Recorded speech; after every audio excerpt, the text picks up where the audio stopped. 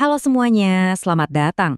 Hari ini kita bakal ngebahas sebuah tradisi khas Indonesia yang kayaknya udah ada dari zaman dulu banget. Tapi gimana kalau saya bilang tradisi saling memaafkan ini sebenarnya lahir dari sebuah strategi politik yang cerdas? Yuk kita cari tahu bareng-bareng. Kedengerannya mungkin agak dramatis ya, tapi percaya deh, ini adalah inti dari cerita kita. Ini kunci buat ngerti gimana sebuah tradisi yang kita kenal banget sekarang justru lahir dari sebuah momen krisis nasional. Oke, kita mulai dari yang kita semua udah tahu ya. Halal bihalal itu kan pemandangan yang khas banget setiap tahun. Keluarga besar ngumpul, teman-teman kantor salaman, suasananya hangat banget setelah sebulan puasa. Tapi, apa sih sebetulnya makna di balik semua ini? Nah, ini yang menarik. Kalau kita bedah katanya, halal itu kan artinya sesuatu yang dibolehkan. Jadi, halal bihalal itu bisa kita artikan sebagai proses saling menghalalkan atau membersihkan kesalahan satu sama lain. Tujuannya, biar hubungan kita kembali suci, kayak kertas putih lagi. Pasti banyak dari kita yang mikir, halal bihalal ini kan tradisi turun-temurun dari nenek moyang, ya kan? Nah, disinilah letak kejutannya. Istilah dan praktiknya seperti yang kita kenal sekarang itu punya titik awal yang spesifik banget dan bahkan terbilang cukup modern. Mari kita lihat gimana ceritanya.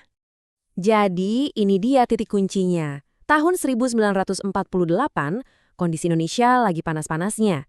Para elit politik saling berseteru. Lalu, Kehe Wahab Hasbullah, seorang ulama yang brilian, ngasih usul ke Presiden Soekarno. Bukan rapat formal, tapi sebuah pertemuan untuk saling memaafkan yang dikasih nama halal bihalal. Jenius banget kan? Solusi budaya untuk masalah politik. Eits, tunggu dulu. Kalau istilahnya baru muncul tahun 1948, kok rasanya islami banget sih ya? Kenapa tradisi ini bisa begitu nyatu sama nilai-nilai agama kita? Nah, jawabannya itu ada di esensinya, bukan di namanya. Ini dia, fondasi spiritual yang pertama dan paling kuat. Al-Quran secara langsung ngaitin kemauan kita buat maafin orang lain dengan harapan kita buat dapat ampunan dari Allah. Gampangnya gini, kamu mau dimaafin sama Allah, ya maafin dulu orang lain. Simple, tapi dalam banget kan? Lalu ada pilar kedua, silaturahmi alias menjaga tali persaudaraan. Ini bukan cuma anjuran loh, tapi sebuah perintah. Jadi, halal bihalal itu pada dasarnya jadi wadah yang pas banget buat kita ngejalanin perintah ini secara massal dan penuh sukacita. Sekarang kita coba lihat dari hadis Nabi Muhammad. Perhatiin deh janji ini, memaafkan itu nggak akan bikin kita kelihatan lemah. Justru sebaliknya loh, Allah sendiri yang janji bakal ngangkat derajat dan kemuliaan kita. Nah, kalau hadis yang ini ngasih kita motivasi yang, wah, praktis banget. Menjaga hubungan baik itu ternyata nggak cuma bikin hati adem, tapi juga dijanjikan bisa membawa berkah buat rezeki dan umur kita. Ini motivasi yang kuat banget kan? Para ulama besar Islam dari zaman dulu juga udah sepakat. Memaafkan dan menghilangkan permusuhan itu adalah inti dari akhlak mulia. Jadi, meskipun namanya khas Indonesia, semangatnya itu semangat Islam yang universal dan udah diajarkan selama berabad-abad.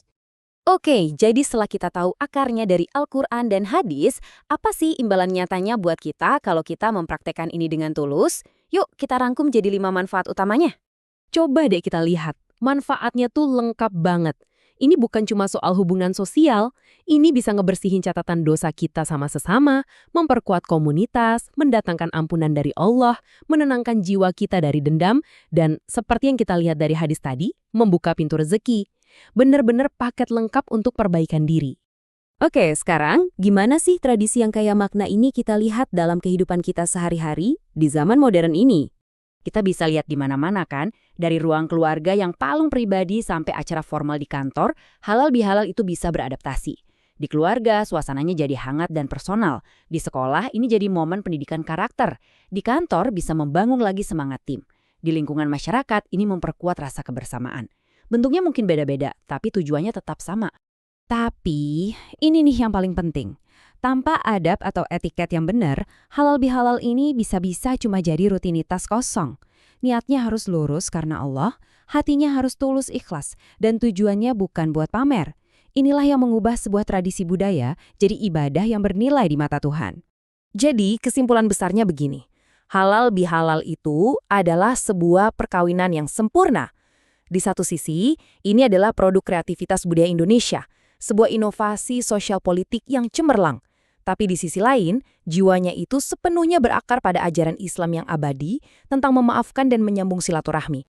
Kisah halal bihalal ini ngajarin kita sesuatu yang luar biasa ya, bahwa kita bisa menciptakan cara-cara baru untuk mengamalkan nilai-nilai yang abadi. Ini meninggalkan kita dengan sebuah pertanyaan buat direnungkan. Dalam menghadapi tantangan zaman sekarang, inovasi seperti apa yang bisa kita ciptakan untuk menghidupkan kembali hikmah-hikmah kuno?